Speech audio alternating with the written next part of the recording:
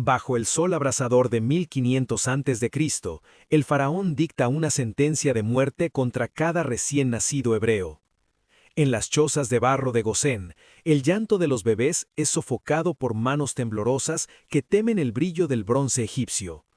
Jocabed teje una cesta de papiro, sellándola con betún, depositando en ella no solo a su hijo, sino la última esperanza de su pueblo. La pequeña embarcación flota a la deriva entre lotos y cocodrilos, custodiada desde la orilla por la mirada atenta de una hermana valiente. La hija del faraón, rodeada de sus doncellas, detiene su baño al descubrir que el río le ha entregado un regalo prohibido.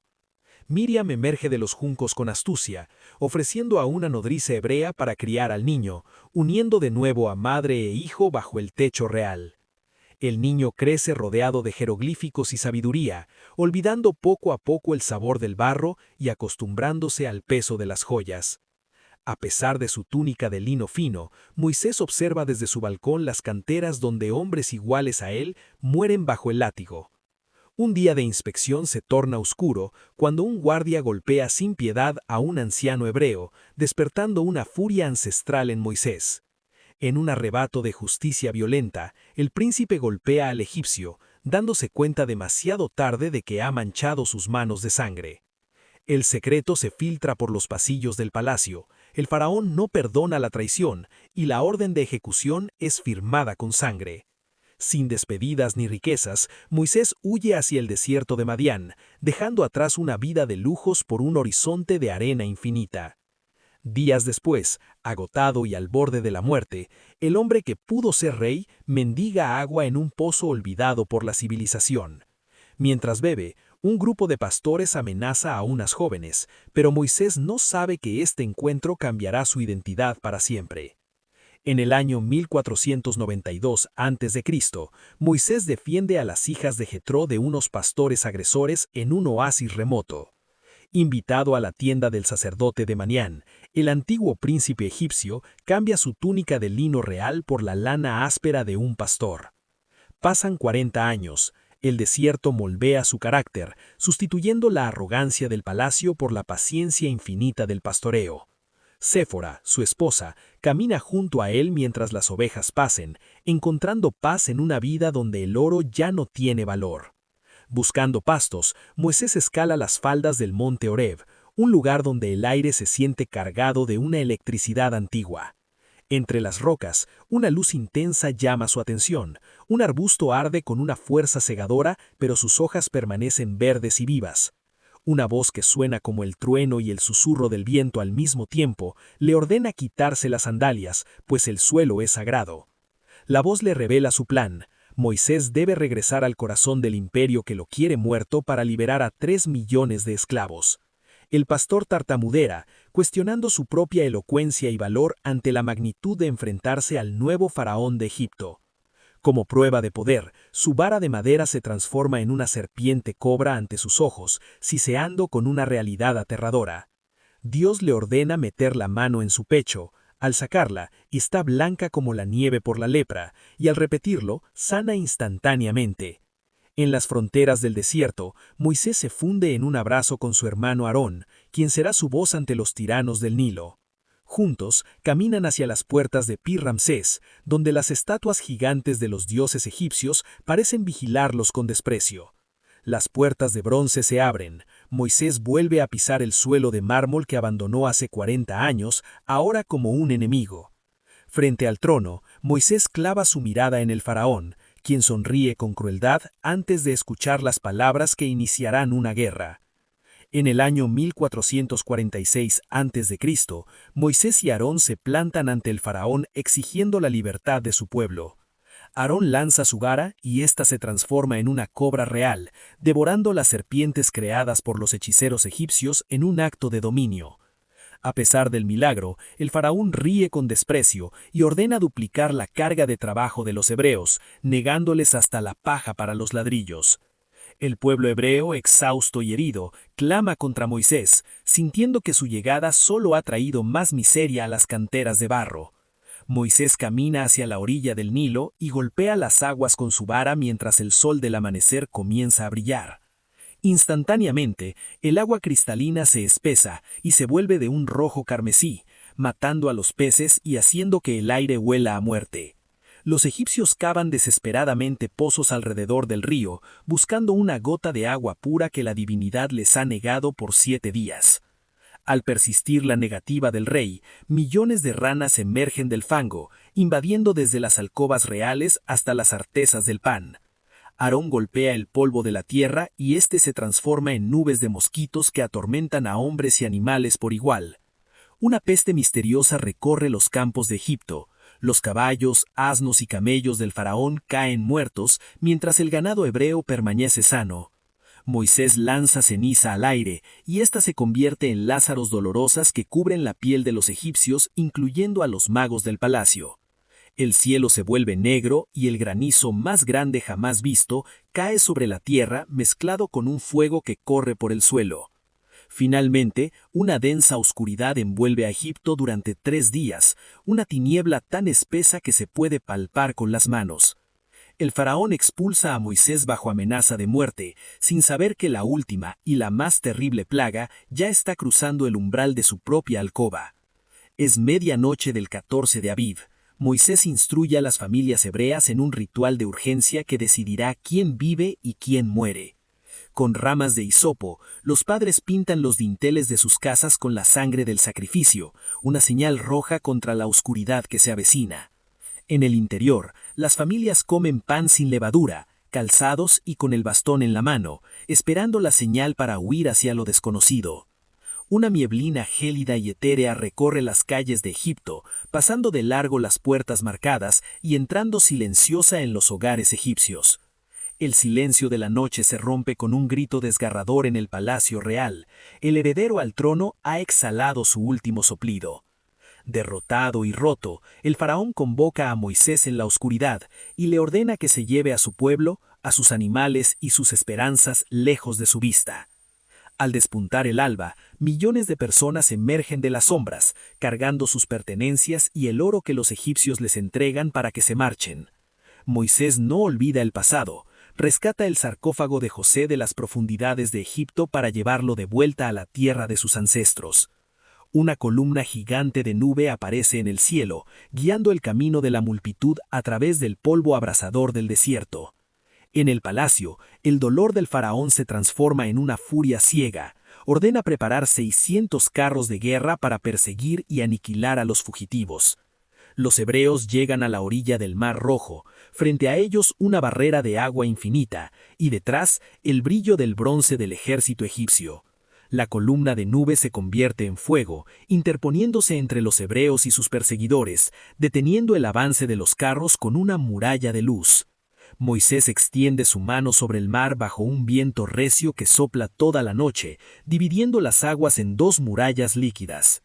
El pueblo comienza a caminar por el fondo seco del mar, pero el faraón da la orden de carga. Los carros entran en el abismo tras ellos. Millones de pies pisan el suelo húmedo y salado, flanqueados por murallas de agua que alcanzan las nubes, donde se vislumbran las sombras de grandes criaturas marinas. El metal de sus ruedas chirriando contra los corales expuestos. Moisés vuelve a extender su vara al amanecer. Con un rugido ensordecedor, las columnas de agua colapsan, tragándose para siempre la soberbia del imperio egipcio.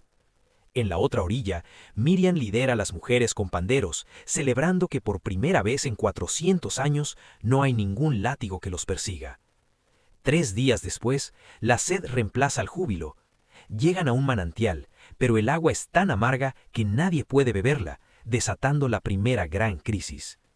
Dios le señala un árbol a Moisés. Al lanzarlo al agua, el veneno de la amargura desaparece, transformando el pozo en una fuente de vida cristalina. Al día siguiente, una capa de hojuelas blancas y dulces cubre el suelo como si fuera escarcha caída del cielo. Ante la falta de agua, Moisés golpea una roca sólida en el monte. De la piedra inerte brota un río caudaloso que calma la sed de una nación entera. Un nuevo enemigo aparece de las dunas. Los guerreros de Amalek atacan la retaguardia, obligando a los antiguos esclavos a aprender el arte de la guerra. En lo alto de la colina, Moisés sostiene su vara. Mientras sus brazos están en alto, su pueblo vence, pero si caen por el cansancio, el enemigo prevalece. llegan al pie del Sinaí, donde una nube densa y oscura desciende sobre la cima, acompañada por un sonido de trompeta que estremece la tierra. Moisés se despide de su pueblo y se interna en la nube, desapareciendo de la vista de todos para encontrarse cara a cara con la divinidad. Durante 40 días, el dedo de Dios escribe sobre tablas de piedra las leyes que definirán la moral de la humanidad para los próximos milenios. Mientras Moisés recibe la gloria, en el campamento el pueblo se desespera y funde su oro para crear un ídolo que desatará una masacre. Han pasado 40 días de silencio en la cumbre. En el valle, el miedo se convierte en rebelión y el pueblo exige un Dios que puedan tocar. Aarón, cediendo a la presión, funde los pendientes de oro de las mujeres. El metal líquido fluye como una serpiente dorada hacia el molde. Un becerro de oro macizo se alza en el centro del campamento, brillando bajo las antorchas mientras la multitud danza en un frenesí de olvido. Moisés baja de la montaña cargando las 2 tablas del testimonio. Su rostro irradia una luz que no es de este mundo, hasta que ve la traición. En un arrebato de furia santa, Moisés lanza las tablas contra las rocas. El pacto de piedra se hace añicos a los pies del ídolo. El líder destruye el becerro, lo reduce a polvo y obliga a los rebeldes a beber el agua amarga mezclada con el resto de su falso Dios. Moisés regresa a la presencia divina, rogando que la destrucción no consuma a su pueblo, ofreciendo su propia vida a cambio del perdón de ellos. Dios acepta pasar frente a él, pero el brillo es tan letal que Moisés debe ser escondido en la grieta de una roca y cubierto por la mano divina. Al descender por segunda vez, la piel de Moisés brilla con tal intensidad que debe cubrirse con un velo para no cegar a quienes lo miran. Comienza la construcción del tabernáculo. Artesanos trabajan el oro, el azul y el carmesí para crear un palacio móvil para su rey invisible. En el corazón del santuario colocan un cofre de madera de acacia recubierto de oro purísimo, custodiado por las alas de 2 querubines. Bajo el sol del segundo año, las 12 tribus se organizan en un orden perfecto alrededor de la presencia, listas para marchar hacia la promesa. La nube se levanta del tabernáculo, las trompetas de plata suenan y la nación de esclavos se convierte finalmente en un ejército organizado. Llegan a las fronteras de la tierra prometida, pero los 12 espías regresan con noticias de gigantes que habitan el paraíso. En el año 1444 a.C., 10 de los 12 espías regresan con relatos de ciudades amuralladas hasta el cielo y guerreros de estatura colosal. El pueblo llora toda la noche, planeando nombrar un nuevo capitán para regresar a las cadenas de Egipto, prefiriendo la esclavitud conocida a la libertad peligrosa. La voz del Altísimo retumba desde la nube. Por cada día que espiaron la tierra, pagarán 1 año vagando en el hastío, 40 años de espera para una nación impaciente. Coré y sus seguidores desafían la autoridad de Moisés. En un instante, el suelo bajo sus pies se quiebra, tragándose la rebelión en un abismo de polvo. Para confirmar quién es el elegido, la vara seca de Aarón florece milagrosamente en una noche, produciendo almendras maduras ante los ojos del pueblo. Miriam, la hermana que lo cuidó en el Nilo, exhala su último suspiro en Cades. El desierto empieza a cobrar las vidas de quienes salieron de Egipto. Golpeado por el dolor y la ira, Moisés golpea la roca 2 veces en lugar de hablarle, desobedeciendo la orden divina en un momento de debilidad humana. Se dicta la sentencia más amarga. El hombre que sacó a Israel de Egipto podrá ver la tierra prometida, pero sus pies nunca la pisarán. Nuevas quejas traen un juicio de fuego. Serpientes venenosas invaden el campamento, y solo la mirada a una imagen de bronce puede salvar a los moribundos. El rey de Moab contrata al profeta Balaam para maldecir a Israel, pero un ángel con una espada desenvainada detiene el camino en un encuentro sobrenatural. Cada vez que Balaam intenta maldecir, de su boca solo brotan palabras de prosperidad y gloria para el pueblo que acampa en las planicies. Sabiendo que su tiempo termina, Moisés impone sus manos en Josué, transfiriendo el espíritu de sabiduría al guerrero que cruzará el Jordán. En las planicies de Moab, Moisés recita todo el camino recorrido, grabando en el corazón de la nueva generación las palabras que los mantendrán vivos. Moisés comienza a subir solo el monte Nebo, mira hacia atrás por última vez al pueblo que amó y sufrió, mientras una nube misteriosa lo espera en la cima. En el año 1406 a.C., Moisés escala las laderas del monte Nebo. No hay lamentos, solo el sonido del viento acariciando las rocas milenarias. Desde la cumbre, sus ojos se vuelven sobrenaturales. Dios le permite ver desde el valle del Jordán hasta el mar más lejano, cada rincón de la tierra prometida. En un segundo, Moisés recuerda todo: el Nilo, el rostro de su madre, el brillo de la corona egipcia y el calor de la zarza que cambió su vida. Sin miedo, el siervo habla con su Creador por última vez. No hay reclamos, solo una paz profunda que desciende sobre él como el rocío de la mañana. El hombre más humilde de la tierra cierra los ojos y se recuesta sobre la piedra fría. Su aliento se une al viento del desierto en un último suspiro de alivio. Ninguna mano humana toca su cuerpo. Es el mismo Dios quien lo sepulta en un valle secreto frente a Bet Peor, ocultando su tumba para siempre. Abajo, en las planicies de Moab, el campamento se sumerge en un silencio absoluto que dura 30 días. El padre de su libertad se ha ido. Josué se pone al frente.